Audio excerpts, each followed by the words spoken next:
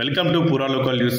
కరీంనగర్ జిల్లా మానకొండూరు నియోజకవర్గంలో గల హజరత్ షేర్ అలీబాబా దర్గా అభివృద్ధికి మానకొండూరు ఎమ్మెల్యే డాక్టర్ కవంబెల్లి సత్యనారాయణ అండదండలతో అహర్నిశలు కృషి చేయాలని, అవినీతి అక్రమాలకు తావు లేకుండా దర్గా అభివృద్ధి ధ్యేయంగా కమిటీ సభ్యులు పనిచేయాలని ఎంఐఎం పార్టీ కరీంనగర్ అధ్యక్షులు సయ్యద్ గులాం అహ్మద్ హుస్సేన్ సూచించారు.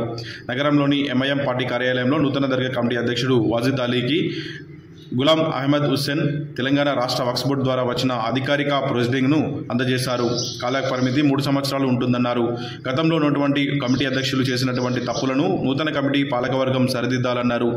స్థానిక Manakondur MLA doctor Kavvampalli Satyanarayana, MIM party అధినేత అసదుద్దీన్ ఓవైసీల కృషితో వక్ఫ్ బోర్డు చైర్మన్, సీఈఓల సహకారంతో నూతన కమిటీ పాలకవర్గం ఏర్పడి ప్రొసీడింగ్ వచ్చిందన్నారు. అన్యాయగ్రంథమైన దర్గా భూమిని ప్రభుత్వ సహకారంతో ఎమ్మెల్యే కృషితో న్యాయపరంగా భూమిని దర్గాపరం అయ్యేట్లు కృషి చేయాలని సూచించారు.